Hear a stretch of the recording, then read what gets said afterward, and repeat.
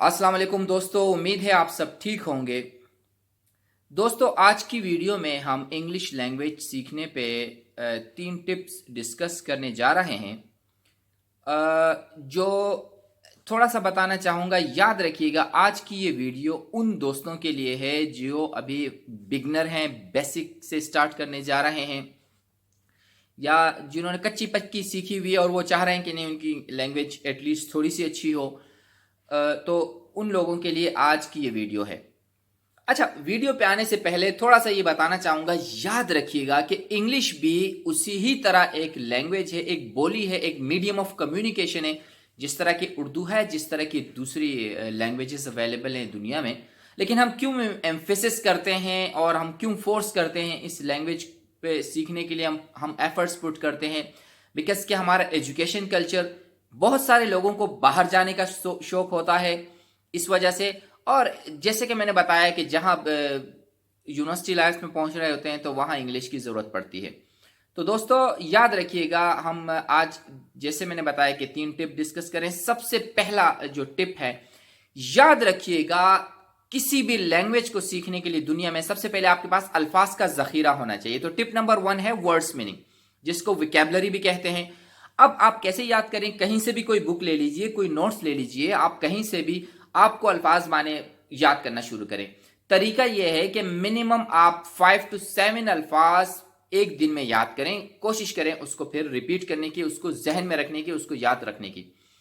ये पहला तरीका है फर्स्ट टिप का। सेकंड पार्ट फर्स्ट टिप का ये है कि आप ऐसा करें, अगर आप समझते हैं कि नहीं आप कुछ डिफरेंट करना चाहते हैं, आप कोई इंग्लिश का न्यूज़पेपर लीजिए, आपके हाथ में पेन होना चाहिए, इंग्लिश का न्यूज़पेपर है।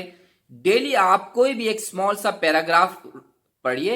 उसके साथ साथ आपने करना यह है कि वो अल्फाज जो रिपीटेडली आ रहे हैं और जिनकी आपको मीनिंग नहीं आती, उनको अंडरलाइन कीजिए। आपने देखें अंडरलाइन किया, फर्स्ट थिंग आप डिक्शनरी लीजिए, डिक्शनरी में उसकी मीनिंग देखिएगा।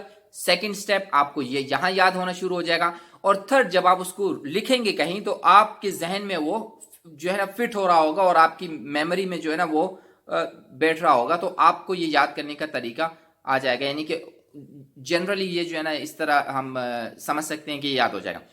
अब हम आते हैं, याद रखिएगा कोई भी लैंग्वेज सीखने के लिए सबसे जो बेहतरीन चीज यानी कि जो जरूरी है, दैट इज ग्रामर। अगर आपको ग्रामर नहीं आती, फॉर एग्जाम्पल आपको नहीं पता कि आप आने वाले वक्त के बारे में बात करना चाह रहे हैं, या गुजरे हुए वक्त के बारे में बात करना चाह रहे हैं, या जमाने हाल की बात कर रहे हैं, तो आप गलत बोलेंगे इंग्लिश। अब इसके लिए क्या है, ग्रामर सीखिए। कैसे सीखिए? कोई भी बुक ले लीजिए, आपके पास घर पे अवेलेबल है, किसी दोस्त के पास है, आप ले लीजिए। लेकिन अगर आप समझते हैं कि नहीं मैं आपको बताऊं, जो मैंने सोची हुई है कि मैं आपको बताने जा रहा हूं, चूंकि वो किताब बड़ी इजी है, बड़ी आसानी से आपको चीजें समझ में आएंगी। वो कौन सी किताब है? मैं आपको राइटर का नाम बताता हूं, बहुत यानी इकोनॉमिकल है, कम प्राइसेस में कहीं भी अवेलेबल है। राइटर का नाम है अफजल अनवार मुफ्ती। इनकी जो बुक है वो है टेंसेस मेड इजी। याद रखिएगा, मुफ्ती साहब ने इतनी प्यारी किताब लिखी है कि अगर आप जब पढ़ रहे होंगे ना, आपको फील हो रहा होगा जैसे आपको कोई पढ़ा रहा है।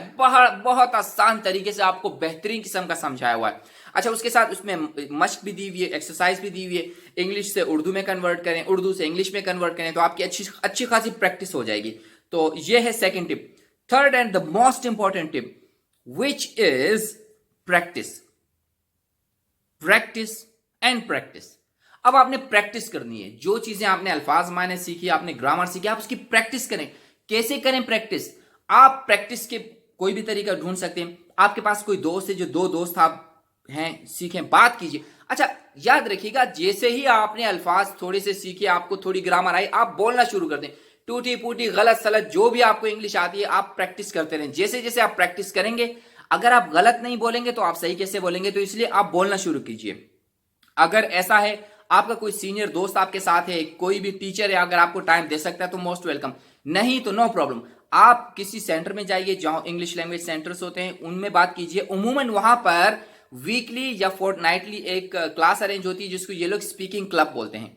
स्पीकिंग क्लब में आप जाइए, आप जाके खुल के बात कीजिए। जो आपको आता है, जो आपने सीखा है पूरे हफ्ते में, आप बयान कर दीजिए। कोई आपको हंसेगा, लोग मजाक उड़ाएंगे, नो प्रॉब्लम, नो वरीज, आप बोलें। क्योंकि आज अगर आप गलत बोलेंगे तो कल आप ठीक भी कर सकते हैं। दोस्तों, उम्मीद है मैंने अपने तरफ से कोशिश की कि आपको सिंपल आसान तरीके से बताऊं, और अगर आप इसको स्ट्रिक्टली फॉलो करेंगे तो I am damn sure that with in 1 to 2 months आपको फील होगा कि आपको चीज़ें आ रही है। तो इंशाल्लाह मिलते हैं नेक्स्ट वीडियो में for with some other topics. So until my next video, take very much care, thank you so much, bye bye.